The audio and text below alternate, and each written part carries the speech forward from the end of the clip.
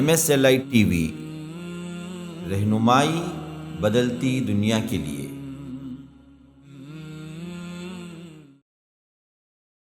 اب ہماری کھلواڑ دیکھیے، مذاق دیکھیے، جس پہ شیطان بھی مسکراتا ہوگا، اللہ کا غضب بھڑکتا ہوگا کہ ہم تو مانگتے ہیں ہر رکعت میں ہاتھ باندھے، اے اللہ یہودیوں کا راستہ نہیں چاہیے، نصرانیوں کا راستہ نہیں چاہیے، لیکن شکل صورت میں، اٹھک بیٹھک میں، کھانے پینے میں سب پسند جو کرتے ہیں وہ نصارہ اور یہود کا راستہ۔ مسلمانوں کے اندر بے ایمانی ہے، مسلمانوں کے اندر ظلم ہے، مسلمانوں کے اندر دھوکہ بازی ہے۔ ہمارا اپنا نہیں خریدتا ہمارا جنرل اسٹور سے، بولتا کہ نہیں بھائی وہ وہاں سے لے، انہیں برابر دیتا، بھائی انہیں برابر دیتا نہیں، مسلمان نیچے لیکن دے تو برابر نہیں، وہاں سے لے بولتا۔ کیوں؟ ہمارے پاس نہیں ہے۔ ان سے بڑھ کر دغا بازی ہمارے پاس ہے، ان سے بڑھ کر دھوکے بازی ہمارے پاس ہے، تو پھر اللہ کیسے فتح کرے گا ہمیں ان پر؟ یاد رکھو، محمد عربی صلی اللہ علیہ وسلم کی سیرت مبارکہ کو عام کرو تاکہ معلوم ہو جائے کہ اللہ کے رسول محسن اعظم ہیں، جن پر تم لوگ کہہ رہے ہو۔ یاد رکھو یہ تمہاری غلط فہمیاں ہیں، تاکہ ان جیسے شاطر لوگ جب اللہ کے رسول پر الزامات لگاتے ہیں کہ عام ذہن کے لوگ متاثر نہ ہو، عام ہندو پبلک متاثر نہ ہو، تو یہ کام آپ کو کرنا پڑے گا کہ عوام تک سیرت رسول کو پہنچانا پڑے گا کہ دیکھو اللہ کے رسول کیسے تھے۔ ان الحمدللہ نحمده ونستعینه ونستغفره ونؤمن به ونتوکل علیہ ونعوذ باللہ من شرور انفسنا ومن سیئات اعمالنا، من يهده الله فلا مضل له ومن يضلل فلا هادي له، وأشهد أن لا إله إلا الله وحده لا شريك له، وأشهد أن محمدًا عبده ورسوله، أما بعد،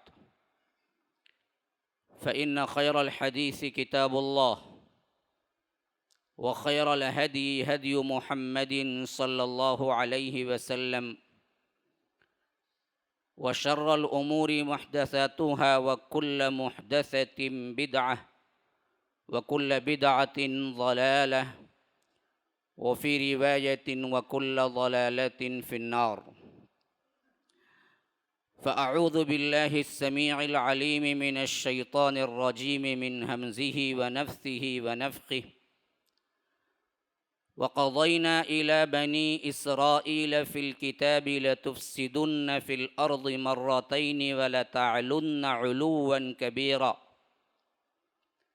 فإذا جاء وعد أولاهما بعثنا عليكم عبادا لنا أولي بأس شديد فجاسوا خلال الديار وكان وعدا مفعولا، ثم رددنا لكم الكرة عليهم وأمددناكم بأموال وبنين وجعلناكم أكثر نفيرا، إن أحسنتم أحسنتم لأنفسكم وإن أسأتم فلها، فإذا جاء وعد الآخرة ليسوءوا وجوهكم وليدخلوا المسجد كما دخلوه أول مرة وليتبروا ما علوا تتبيرا، عسى ربكم أن يرحمكم وإن عدتم عدنا وجعلنا جهنم للكافرين حصيرا، إن هذا القرآن يهدي للتي هي أقوم ويبشر المؤمنين الذين يعملون الصالحات أن لهم أجرا كبيرا، وأن الذين لا يؤمنون بالآخرة أعتدنا لهم عذابا أليما۔ اللهم أرنا الحق حقا وارزقنا اتباعه، وأرنا الباطل باطلا وارزقنا اجتنابه، اللهم علمنا ما ينفعنا وانفعنا بما علمتنا وارزقنا علما، رب اشرح لي صدري ويسر لي أمري واحلل عقدة من لساني يفقه قولي۔ اس اللہ کے نام سے ابتدا جس کے ناموں کی کوئی انتہا ہی نہیں، ولو ان ما فی الارض من شجرۃ اقلام والبحر یمدہ من بعدہ سبعۃ ابحر ما نفدت کلمات اللہ۔ اس ذات اقدس پر کروڑوں درود و سلام ہوں جو تمام جہانوں کے لیے رحمت للعالمین بن کے آئے تھے۔ اللہم صلی علی محمد وعلی آل محمد کما صلیت علی ابراہیم وعلی آل ابراہیم انک حمید مجید، وبارک علی محمد وعلی آل محمد کما بارکت علی ابراہیم وعلی آل ابراہیم انک حمید مجید۔ برادران اسلام، واجب الاحترام بزرگوں، دوستوں، عزیز ساتھیوں، لائق احترام ماؤں اور بہنوں، اللہ رب العالمین نے اس امت محمدیہ کو آخری امت بنایا، اور ہمارے رسول پیغمبر اعظم جناب محمد الرسول اللہ صلی اللہ علیہ وسلم کو آخری نبی بنایا۔ اس کے بعد نہ کوئی نبی آنے والا ہے، نہ اس کے بعد کوئی امت آنے والی ہے۔ امتوں کے لحاظ سے جیسے یہ آخری امت ہے، فضیلت کے اعتبار سے سب امتوں پر بھاری ہے، بالکل بعینی اسی طرح جس طرح اللہ کے رسول صلی اللہ علیہ وسلم آخری رسول ہیں لیکن تمام انبیاء اور رسل پر فوقیت رکھتے ہیں۔ تو اب اس کے بعد نہ کوئی ہدایت کی کتاب آنے والی ہے کیونکہ قرآن آخری کتاب ہے، نہ کوئی امت آنے والی ہے کیونکہ امت محمدیہ آخری امت ہے، نہ کوئی نبی آنے والا ہے کیونکہ اللہ کے رسول صلی اللہ علیہ وسلم آخری رسول ہیں۔ اب آپ سب کو معلوم ہے کہ موجودہ ہندوستان کے حالات کس حد تک بگڑے ہوئے ہیں اسلام اور مسلمانوں کو نشانہ بنانے کے اعتبار سے، اور اس سے پہلے کب کب بگڑے تھے یہ ایک پہلا موقع نہیں ہے۔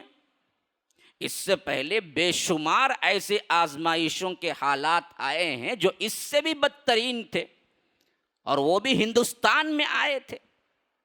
یہ نہیں کہ کئی دوسری جگہ دنیا کے اعتبار سے میں گفتگو نہیں کر رہا ہوں۔ آزادی سے پہلے انگریزی حکومت میں بھی زبردست دباؤ ہوا تھا، تو تمام قوموں کو چھوڑ کر خاص طور پر اسلام اور مسلمانوں کو نشانہ بنایا گیا تھا۔ کالے پانی کی سزا آپ نے سنا ہوگا، جو سب سے سنگین ترین سزا ہوا کرتی تھی وہ کالے پانی کی سزا میں سب سے زیادہ سزائے موت پانے والے علماء تھے۔ مسلمانوں کے بھی عوام نہیں، علماء تھے، ان کو بھی مارا پیٹا گیا۔ عوام کو بنگال وغیرہ میں تو کیا صف ہستی سے مسلمانوں کو مٹانے کی سازشیں ہوئی۔ آج ایک بدبخت عورت نے اللہ کے رسول صلی اللہ علیہ وسلم کے شان میں گستاخی کی ہے، لیکن اس وقت تو ابھی آزادی ملنے سے پہلے کتاب چھاپ دی اس بدبخت نے کہ رنگیلا رسول کے نام سے۔ اس کو جواب دیا گیا، آج بھی وہ کتاب موجود ہے۔ تو یہ پہلا موقع نہیں ہے جو بگڑے ہیں حالات تو بگڑتے رہے ہیں، لیکن سوال یہ پیدا ہوتا ہے کہ نہ نبی آنے والا کوئی ہے، نہ ہدایت کی کتاب کوئی نئی آنے والی ہے، نہ اس کو سنبھالنے کے لیے کوئی اور امت آنے والی ہے۔ تو اب دراصل اسی کتاب، اسی رسول کی زندگی میں اسی امت کو ہمیشہ اس بگاڑ کے سلسلے میں اپنے آپ کو تجنا پڑے گا، اپنے آپ کو دراصل کام پہ لگانا پڑے گا۔ انہی امتیوں کے اعتبار سے اصلاح ہوگی۔ اسی واسطے قرآن کریم کے اندر آپ کو سب سے زیادہ گفتگو بنی اسرائیل کی جو خصلتیں ہیں، جو صفات ہیں، اس پر بیان کی گئی ہیں۔ وجہ کیا ہے؟ وجہ ایک ہی ہے کہ وہ ایکس امت مسلمہ ہے، ہم پریزنٹ امت مسلمہ ہیں۔ تفصیلی گفتگو سورہ بقرہ میں آپ دیکھ لیں، چند آیتیں ہیں جو ایمان والوں کے بارے میں ہیں، 4 آیتیں ایمان والوں کے بارے میں، 2 آیتیں کٹر کافروں کے بارے میں، بقیہ تقریباً 18 آیتیں منافقین کے بارے میں. پھر اس کے بعد تسلسل کے ساتھ واقعات وغیرہ حضرت آدم کے سلسلے میں، تخلیق انسانیت کے سلسلے میں. یہ پاؤ جز ہوا. پاؤ جز سے لے کر پونے جز تک یا بنی اسرائیل اذکروا نعمتی التی انعمت علیکم، تقریباً 47 آیت نمبر سے شروع ہو رہا ہے. تو آخری جز تک انہی پہ کلام ہے کہ دیکھو تم نے یہ کیا، یہ کیا، یہ کیا، یہ کیا، یہ کیا، یہ نافرمانی کی، اللہ نے یہ سزا دی، تمہیں خنزیر بنایا، تمہیں بندر بنایا، تمہارے اوپر یہ سزائیں اتاری، تمہارے اوپر یہ انعامات اتارے، تمہیں من سلوہ عطا کیا گیا، تمہیں کیا ہے دریا کے اندر، پہاڑوں کے اندر دریا بہ نکلے اور تمہیں پانی کا انتظام کیا گیا، تمہیں سائبان نہیں تھا تو رب نے ابر کا سائبان بنا دیا، تم پر یہ انعامات ہوئے، لیکن تم بدبختوں نے یہ ناشکریاں کی. یہی ایک جگہ نہیں ہے، بے شمار جگہوں پر اسی کا تذکرہ ملتا ہے. وجہ کیا ہے؟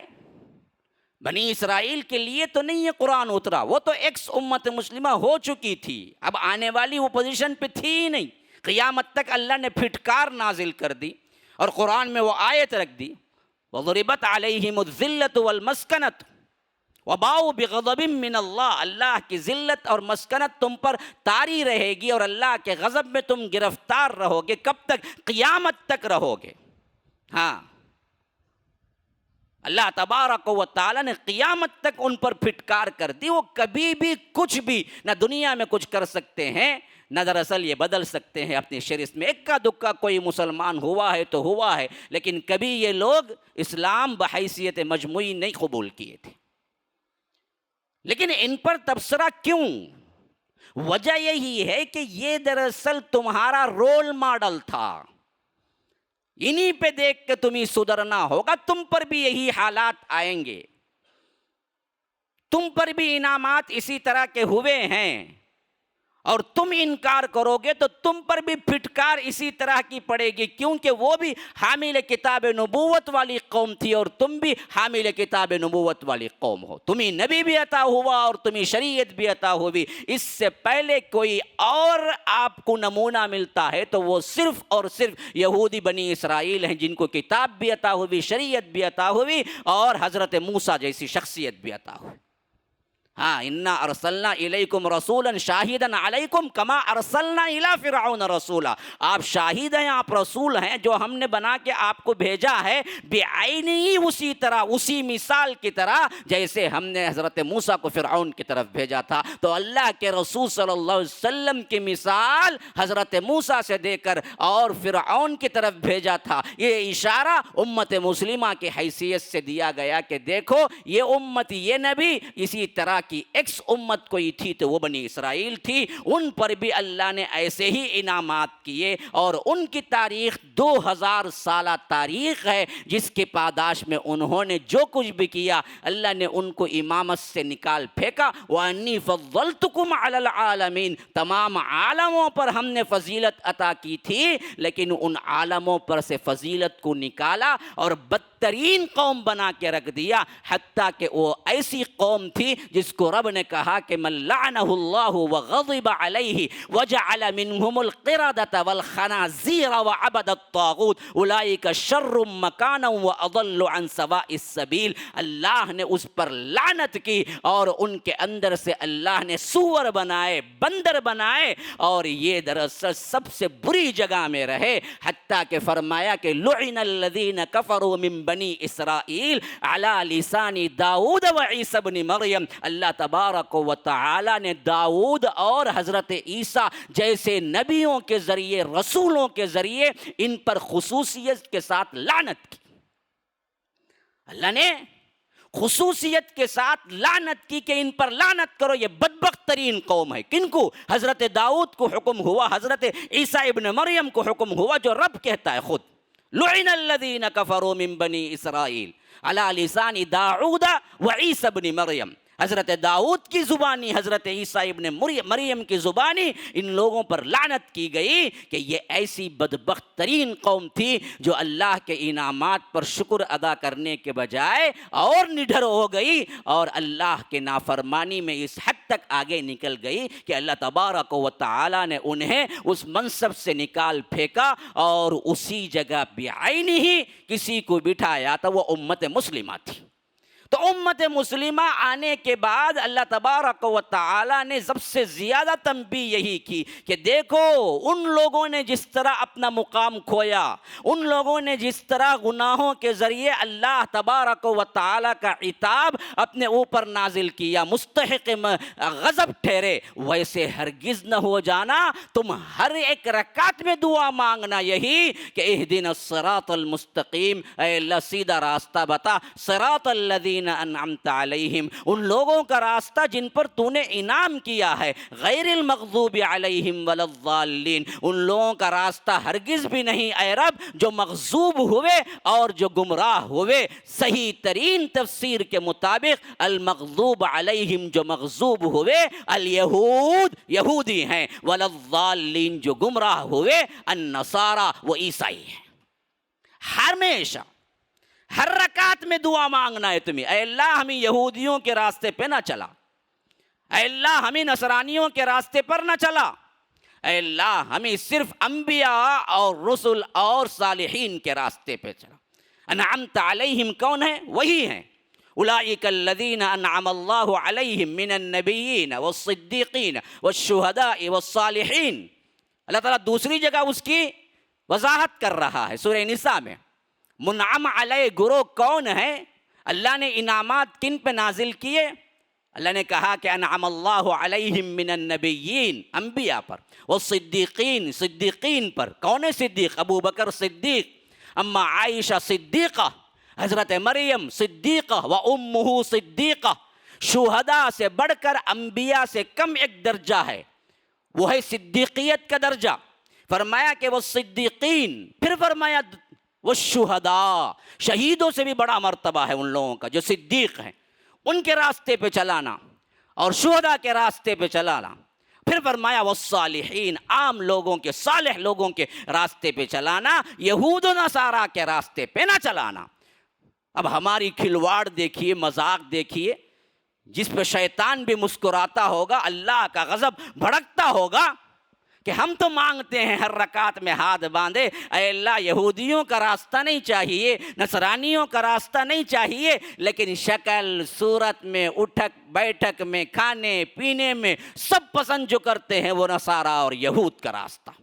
کلین شو کہتا ہے غیر المغضوب علیہم ولا الضالین، ارے بدبخت تیرا حلیہ پورا غیر المغضوب علیہم کے ساتھ ہے اور تو مانگتا ہے مجھے یہودیوں کا راستہ نہ چلا۔ تیرے چہرے پہ داڑھی نہیں ہے اور تو کہتا ہے کہ یہودی نصرانیوں کا راستہ نہ چلا۔ نصرانیوں ہی کا تو فعل ہے جو کر کے مانگ رہا ہے تو، اس سے بڑا مذاق کیا ہے؟ تم مانگتے ہو اے اللہ مجھے یہودیوں کا راستہ نہ چلا، لیکن اٹھک بیٹھک میں تمہارے جو کچھ بھی پہناوے ہیں، تمہارا لباس ہے، یہ بنین کا جو ایجاد ہے نا، ہمارے نوجوان بڑے خوشی سے پہنتے ہیں، ٹی شرٹ کا آدھی ٹی شرٹ تو کیا ہے پورے کے پورے تمہارے سطر کو کیا ہے دکھ رہی ہوتی ہے۔ یہی حالت تو ہے لباس کی۔ وضع و قطع دیکھو کس کے بال صحیح ہیں؟ کوئی ہے ایک کا دکا جو اللہ کے رسول صلی اللہ علیہ وسلم کی سنت کے مطابق بال رکھا ہے، بالکل یا تو اٹھا دیا یا بالکل کو رکھ دیا، یہی ایک سنت ہے۔ یہ آدھا ادھر سے کٹ کرنا، ادھر سے کٹ کرنا، ادھر سے کٹ کرنا، یہ کس کی ہے دین؟ یہ کس کی دین ہے؟ ذرا سمجھو۔ ہم نے کبھی سوچا ہی نہیں کہ کبھی ہم نے سنت کے بال تک نہیں رکھے۔ سنت کے بال رکھنے کے دو ہی طریقے ہیں، یا تو پورا رکھو یا تو پورا اٹھا دو، مسئلہ ختم۔ ادھر سے ادھر سے آدھا تو کیا ہے، خود اللہ کے رسول نے منع کیا خاص طور پر۔ آدھا کاٹنا، آدھا رکھنا تو کیا ہے، شیطانی فعل ہے۔ اب اس میں کتنے لوگ ہیں، ادھر سے آدھا ادھر سے آدھا، ایک بال میں، ایک لباس میں، کھانے میں، پینے میں، بفے سسٹم ہمارے ہاں بالکل کیا ہے، بڑوں کا، پیسے والے لوگوں کا سسٹم ہے۔ آؤ بھیک منگو کھاؤ، کس کا سسٹم؟ ہاں، کھڑے ہو کے کوئی کھایا تو اللہ کے رسول نے کہا کہ خے کر دو، اور ہم کھاتے ہیں آرام سے بیٹھ کے۔ دکانوں پہ دیکھو یہ سموسے والے دکان میں، یہ بھجیوں والے دکان میں کتنے مسلمان ہیں جو کھڑے کھڑے کھاتے ہیں وہیں پر. کھانے کا سسٹم بدل گیا، پینے کا تمام چوپٹ، اور سب کے سب انہی کے تھرو، انہی کے اتباع میں. پھر کہتے غیر المغضوب. اللہ تبارک و تعالی پھر مار نہیں مارے گا؟ حالات ہندوستان کے موجودہ حالات میں کرنا کیا چاہیے مسلمانوں کو، یہ عنوان ہے جس کے تحت میں نے کیا ہے تمہیداً چند باتیں، کیونکہ اصل میں جمعہ کا وقت بڑا تنگ ہوتا ہے اور لوگ بھی کیا ہے کئی چیزیں، کئی اپنے اپنے کمٹمنٹ ہوتے ہیں جس کے تحت آتے ہیں، تو ہم لمبا نہیں کھینچ سکتے. لیکن بغیر تمہید کے میں عنوان کو سمجھا بھی نہیں سکتا. اس واسطے مجھے تمہیداً کچھ الفاظ بولنے ہی پڑتے ہیں. پھر میں اپنے مقام پہ آتا ہوں، اپنے عنوان پہ آتا ہوں. تو یاد رکھو اصل میں معاملہ کہاں بگڑا ہے؟ معاملہ ہمارے اپنے سلوک پہ بگڑا ہے. آج دراصل کوئی زبان کھول رہا ہے، کوئی گستاخی رسول کر رہا ہے، کوئی مسلمانوں کو موب لنچنگ کے ذریعے مار رہا ہے، کوئی کسی بلڈوزر کو چڑھا کر گھر کو مسمار کر رہا ہے، اور دوسری جگہ اللہ کے رسول صلی اللہ علیہ وسلم کے لیے جذبہ لے کر نکلنے والوں کے سینے کو گولیوں سے چھلنی کر رہا ہے. تو اصل معاملہ یہ سب نہیں ہے، اصل معاملہ پورے صدار کی ہے. ہم دراصل جڑوں کو مضبوط کرنے کے بجائے شاخوں پہ توجہ دے کے سمجھ رہے ہیں ہم نے جواب دے دیا. اللہ کی قسم تم 100 سال تک بھی شاخوں کو پانی دیتے رہو، جڑ اگر خراب ہے تو پھل نہیں آئے گا. یہی حالت آج ہمارے مسلمانوں کی ہے. یہ حالات بگڑے ہیں واقعتاً، ہم بھی مانتے ہیں، لیکن پروٹیکس خالی کیا ہے؟ بڑے بڑے جلوس نکال دینا، بڑے بڑے فلاں چیزیں کر لینا، یا لوگوں میں احتجاج کا ذہن پیدا کر دینا، بس معاملی طور پر کیا ہے ختم ہو گیا، نعرہ بازی کر لینا. یہ ہے اس کا حل؟ اس سے کبھی کوئی مسئلہ حل ہوا ہے؟ اصل کہاں ہے حل؟ کہاں ہے حل؟ کو کیسے ڈھونڈیں ہم؟ جڑ کو مضبوط کریں. ہماری جڑیں کھوکھلی ہو چکی ہیں. ہم سمجھتے ہیں شاخوں پہ کیا ہے کام کریں گے، شاخوں پہ کام کر کے تو ہمیں نتیجہ نہیں نکلے گا. کرنا تو من حیث القوم، سب کے سب مل کے کرنا ہے. سمجھنا ہے کہ یہ اللہ کا عذاب ہے جو ہم پر آیا ہے. اللہ تبارک و تعالی نے بطور عذاب کے گنہگاروں کو مسلط کرتا ہے جب لوگ حامل کتاب و نبوت والی قوم اللہ سے سرکش ہوتی ہے، اللہ کی باغی ہوتی ہے. یاد رکھو یہ ایک جملے کو کبھی نہ بھولنا، اور جہاں تک ہو سکے اس کو پہنچانا. من حیث القوم ہم سب باغی ہو چکے ہیں. اکا دکا تہجد گزاروں سے مسئلہ حل نہیں ہوگا. جب اللہ کے رسول صلی اللہ علیہ وسلم نے فرمایا کہ ایک لشکر نکلے گا کعبۃ اللہ کی طرف اور بیدہ کے مقام پر زلزلہ آئے گا اور اس زلزلے میں سب کے سب مر جائیں گے سوائے ایک کے جو اس زلزلے کی اطلاع دے گا، تو اماں عائشہ نے کہا کہ اللہ کے رسول ایسا عذاب آئے گا اس امت پر تو کیا کوئی ایک دو بندے بھی اللہ تبارک و تعالیٰ کے اس لشکر کے اندر اللہ کے تہجد گزار نیک لوگ نہیں ہوں گے؟ اللہ سب کو مار دے گا.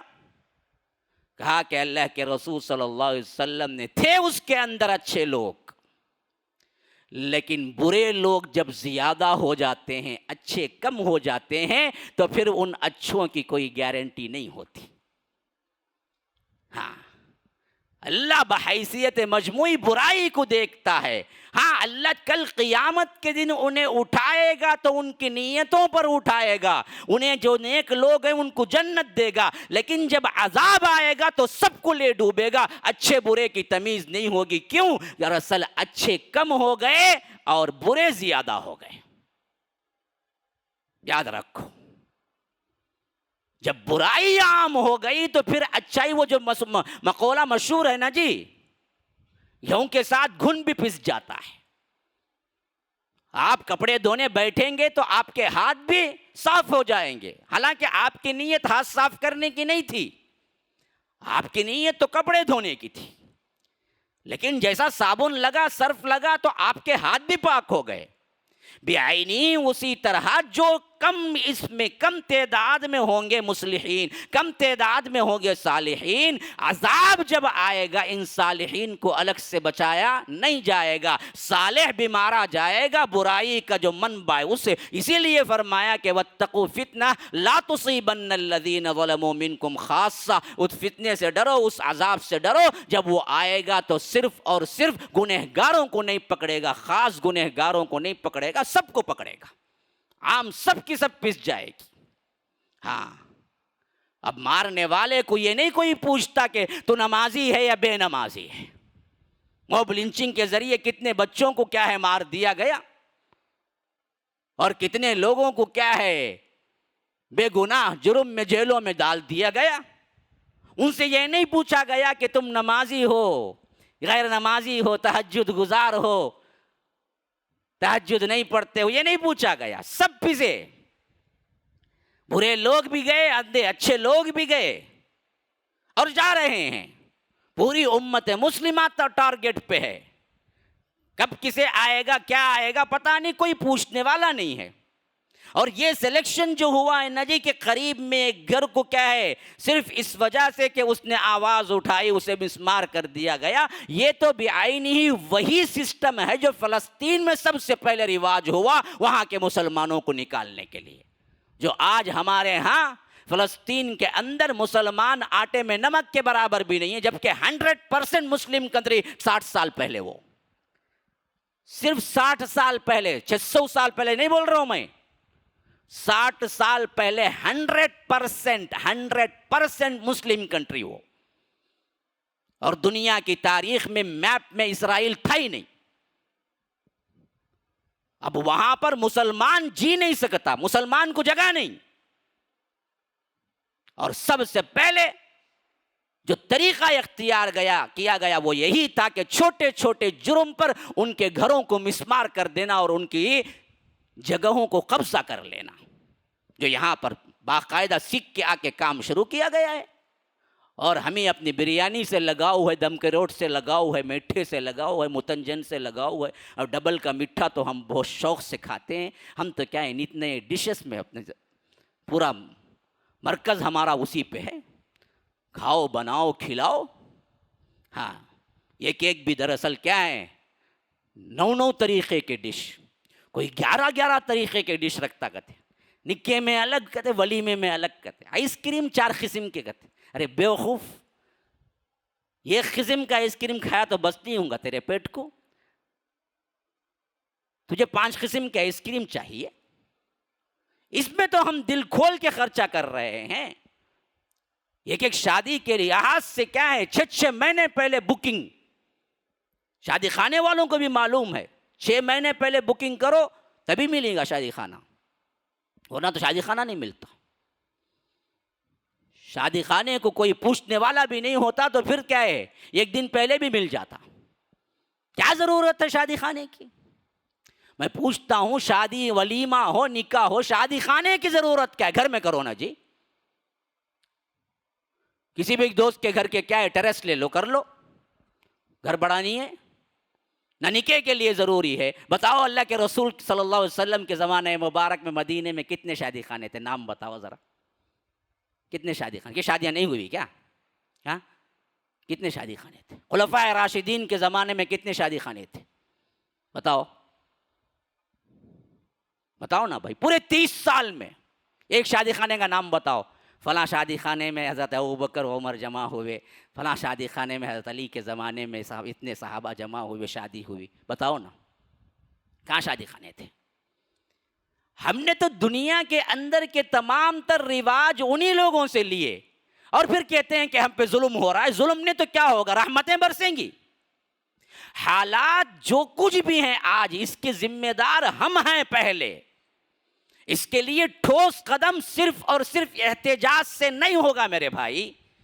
یہ درد دل ہے جو ہرگز بھی طنز کرنا نہیں ہے مقصود میرا. آپ کو بدلنا ہوگا، آپ کو ٹھوس قدم اٹھانا ہوگا. احتجاج سے کچھ ہونے والا نہیں، بلکہ وقتی طور پر مسلمانوں کا نقصان ہو رہا ہے. دیکھا جائے تو احتجاج میں کتنے لوگوں کو گولیاں لگی، کتنے لوگوں کو کیا ہے ادھر ادھر کا کیس ان پر الزام لگا کر جیلوں میں ٹھونس دیا گیا، کتنے نوجوانوں کی زندگیاں برباد ہو گئی، کتنے لوگوں کی تعلیم دراصل خراب ہو گئی۔ اس سے معاملہ کیا ملا؟ الٹا مسلمانوں کا نقصان ہوا۔ کرنا کیا چاہیے تھا؟ اصل کیا کر رہے ہیں؟ یہی تو بہت بڑا مسئلہ ہے۔ کوئی سوچ بھی نہیں رہا ہے کہ اس سے ہم کو فائدہ ہو رہا ہے یا نقصان ہو رہا ہے، اس سے مسلم امت کا کوئی فائدہ ہے یا نہیں ہے۔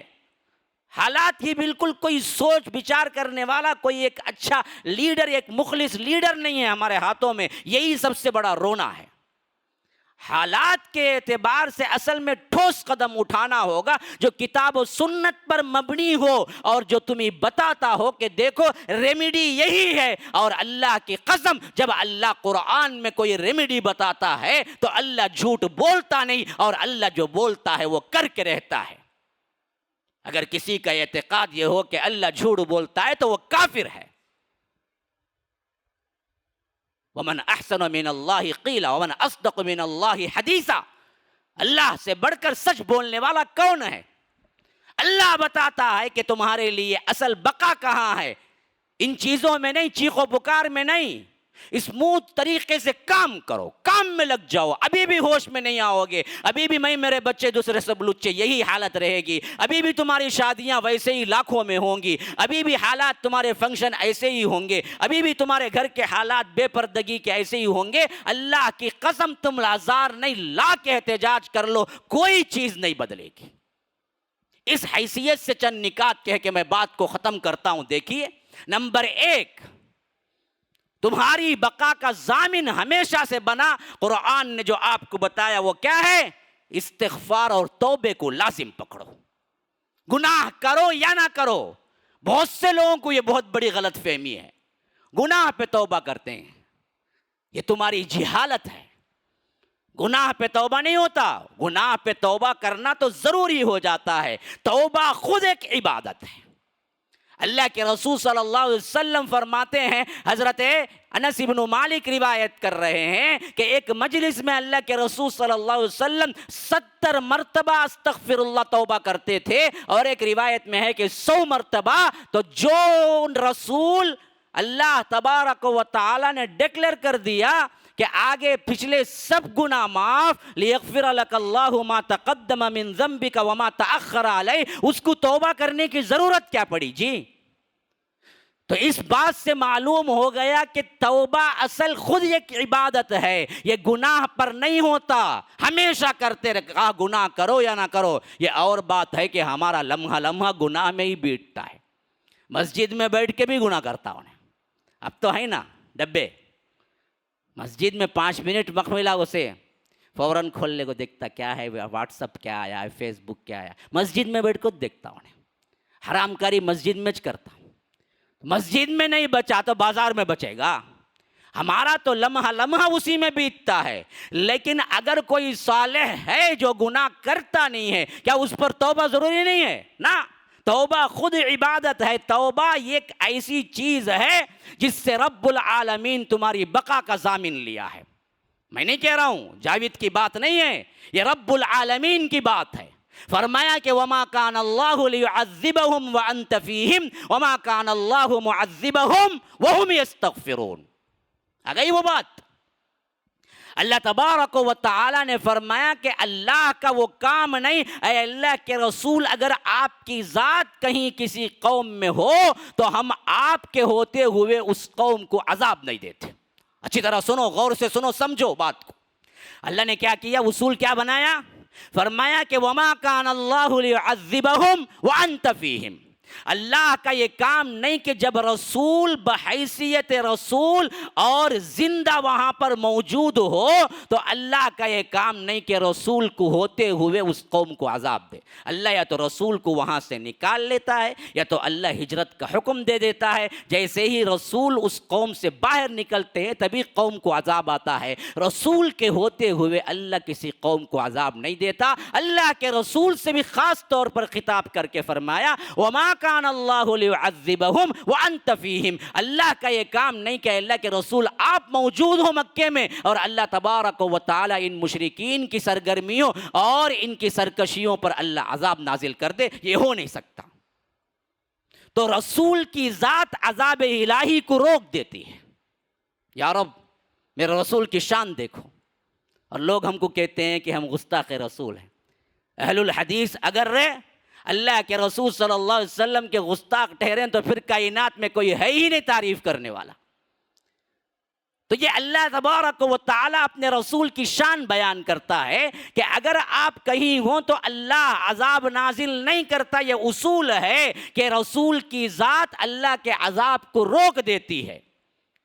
کتنی بڑی شان ہے، اور اس شان کے مستحق دوسرا سب سے اہم ترین معاملہ یا صفت کیا ہے معلوم ہے؟ اب سنو کیا اہمیت ہے۔ وَمَا كَانَ اللَّهُ لِيُعَذِّبَهُمْ وَأَنْتَ فِيهِمْ وَمَا كَانَ اللَّهُ مُعَذِّبَهُمْ وَهُمْ يَسْتَغْفِرُونَ۔ اور اللہ کا یہ کام بھی نہیں ہے کہ جو قوم استغفار کرتی ہے اس کو اللہ عذاب دے دے۔ رسول کی ذات کا جو مقام ہے وہی استغفار کا مقام ہے۔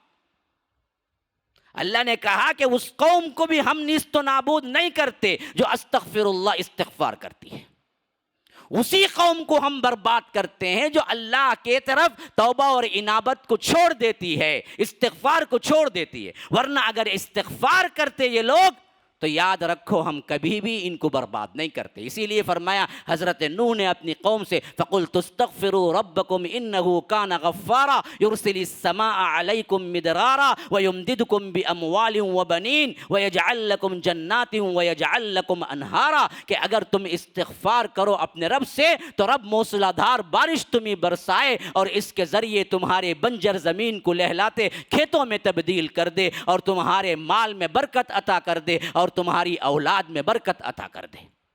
استغفر اللہ، اللہ پورے احساس کے ساتھ یہاں تسبیح ڈکلتا رہتا، ہاں کتنا دیے جی، وہاں دے لے گی، ہاں وہ لے لے گا، یہاں باتاں چلتے رہتے ہیں تسبیح، وہ تسبیح نہیں ہے۔ پورے احساس کے ساتھ سمجھ کے ساتھ استغفر اللہ پڑھو تو یاد رکھو یہ ہے ضامن تمہاری بقا کا۔ استغفار کو لازم پکڑو۔ نمبر 2، معصیت کو چھوڑ دو، گناہ کو چھوڑ دو، پلٹو اپنے رب کی طرف۔ جتنے گناہ ہیں ان سب سے توبہ کرو اور پلٹو۔ جو لوگ توبہ کر کے پلٹتے ہیں اللہ تبارک و تعالی انہیں بقا کا ضامن۔ حضرت عمر بن عبدالعزیز اپنے دور خلافت میں کہا کرتے تھے، جب بھی کوئی جیش کو بھیجتے، جب بھی کوئی لشکر کو بھیجتے تو کہتے کہ لوگوں سنو مجاہدو، اللہ نے تمہیں فتح سے نوازا ہے تو یاد رکھو اصل میں جن قوموں پر اللہ نے فتح سے نوازا ہے اس واسطے نوازا ہے کہ وہ گناہوں میں آگے بڑھ گئے اور تم گناہوں میں کم ہو، اسی واسطے اللہ نے تمہیں فتح سے نوازا ہے۔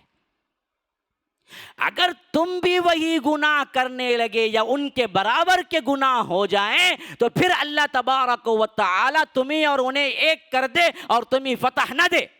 یہی حالت ہماری ہے۔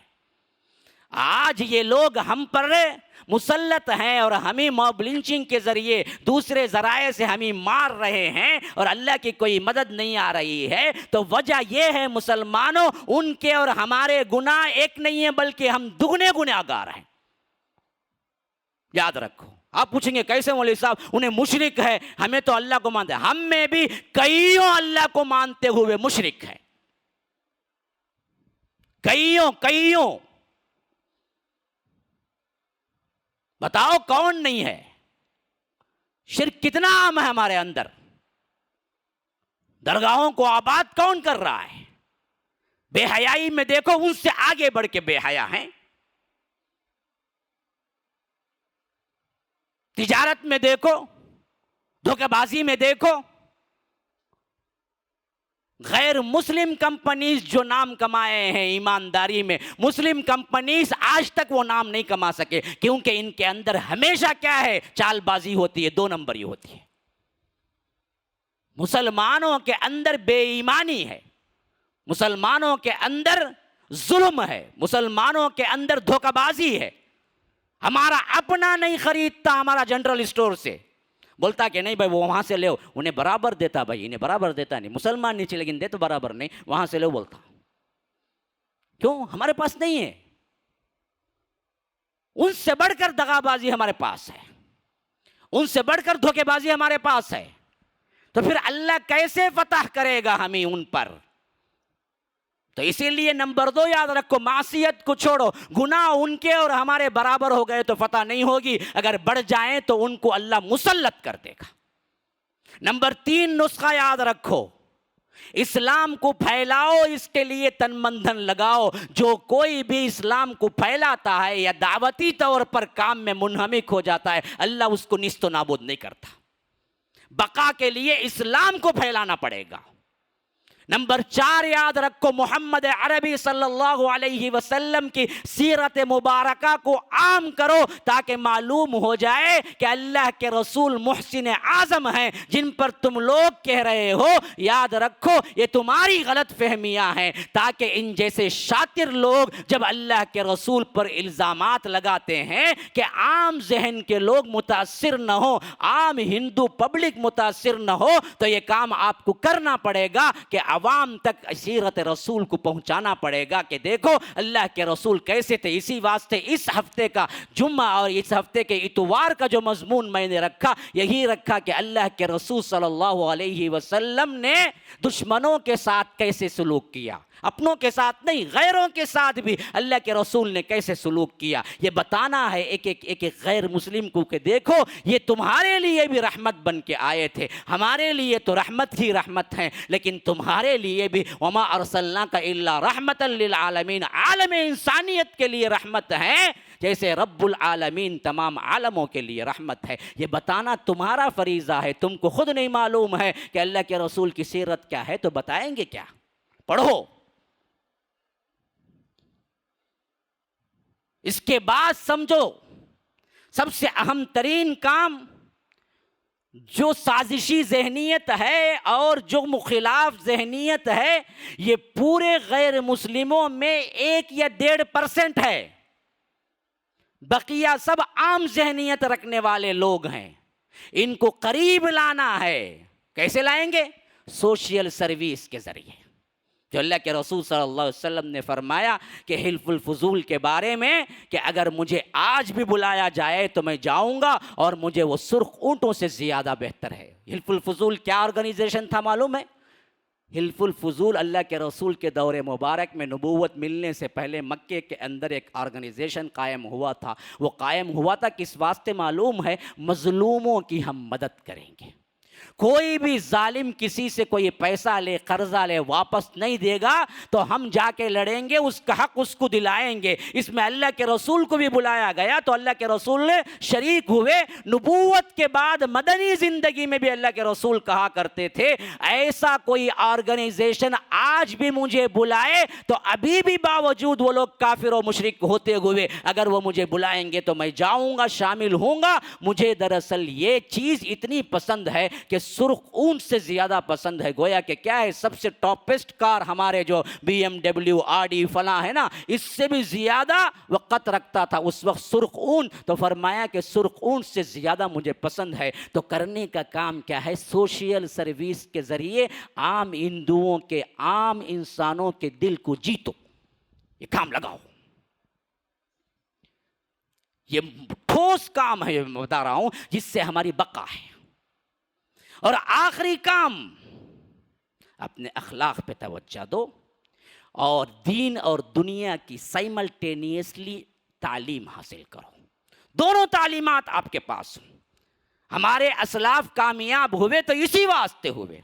امام ابن تیمیہ وقت کے سب سے بڑے عالم تھے تو اسی ناحیے سے وقت کے سب سے بڑے سائنسدان بھی تھے، وقت کے سب سے بڑے طبیب بھی تھے. امام ابن القیم سب سے بڑے عالم تھے تو ساتھ میں وہ طبیب بھی تھے، ساتھ میں اس وقت کے جتنے علوم ہیں اس میں بھی ماہر تھے. اسی واسطے جو طب نبوی ہے وہ طب نبوی آج تک دراصل پڑھائی جاتی ہے. حالانکہ وہ طب کے ڈاکٹر نہیں تھے، وہ تو عالم تھے، لیکن عالم اس وقت کے جتنے علوم ہیں ان سب کو پڑھتا بھی تھا، اس کا ماہر بھی تھا. یہ جو تقسیم بندی ہوئی کہ دنیا کی پڑھائی الگ اور دین کی پڑھائی الگ، یہ ہماری بربادی ہے. اس حیثیت سے اخلاق بناؤ اور تعلیم حاصل کرو. ہمارے نوجوان بچے واٹس ایپ، فیس بک، فلاں فلاں بیکار گانے، سنیما، اچھے پریشان ہو جاتا ہے ذہن کے. اچھے نمازی، ان کا اسٹیٹس دیکھو، کوئی ڈانس کرتی ہوئی نظر آتی ہے، کوئی موویز کی کوئی پکچر رکھتا ہے. بیوقوف، اتنا بھی ڈر نہیں کہ کھلے عام بولتا ہے کہ میں نے دیکھا، گناہ کیا اور تم بھی دیکھو. اسی لیے حدیث میں آیا کہ اللہ کے رسول نے فرمایا کہ اللہ ہر ایک کو معاف کرے گا الا المجاہرین. یہ مجاہروں کو نہیں معاف کرے گا. پوچھا اللہ کے رسول یہ کون ہے مجاہرین؟ فرمایا کہ جو رات میں چھپ کے اللہ تعالیٰ چھپا دیتا ہے وہ گناہ کرتا ہے، لیکن پھر دن میں آ کے لوگوں کو بتاتا ہے فخر سے کہ میں نے گناہ کیا. یہ جتنے اسٹیٹس پہ رکھنے والے لوگ ہیں نا جی، گانے بجانے، فلاں فلم وغیرہ، یہ پورے کے پورے مجاہرین ہیں جو گناہ کرتے پہلے دیکھتے ہیں اور دوسروں کو دکھاتے ہیں کہ دیکھو ہم نے دیکھا ہے. ایسے بدبختوں کو اللہ معاف نہیں کرتا. یہ 5 نکاتی پروگرام ہمیشہ یاد رکھ لو، اس پر کامزن ہو جاؤ، کرو. اس سے بقا ہے، اصل میں اسی سے تبدیلی ہے. ہاں نتیجہ 2 سال 3 سال لگیں گے، 5 سال لگیں گے، 10 سال لگیں گے، لیکن نتیجہ آئے گا. ان احتجاج سے سوائے ہمارے نوجوانوں کی کیریکٹر اور ہمارے نوجوانوں کے کیریئر اور ہمارے نوجوانوں کی تعلیم خراب ہونے کے علاوہ کوئی اور نام نہیں. اور الٹا ہمارے اوپر دہشت گردی کا الزام لگا کر ان کو ہم نے خود بہانہ ہاتھ میں دے دیا کہ لو مارو یا ان کو لے کے پکڑ کے کیا ہے ادھر ادھر کے الزامات لگا کے جیلوں میں ٹھوسو. اور ہمارے پاس وکیل بھی کوئی ہے نہیں کہ ان کو دوبارہ لے آئیں. ہم وکیل بھی ہمارے مسائل کو ڈھونڈتے ہیں تو کوئی غیر مسلم کو ڈھونڈتے ہیں. یہ حالت ہماری ہے.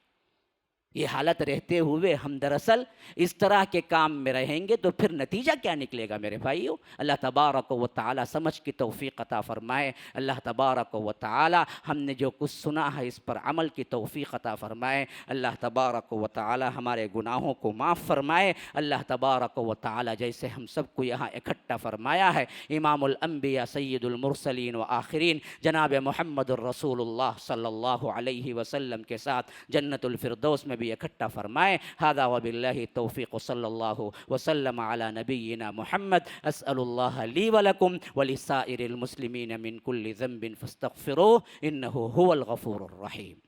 ناظرین اکرام، ہمارے اس ویڈیو کو لائک کریں اور ہمارے اس چینل کو سبسکرائب کریں. جزاکم اللہ خیرا.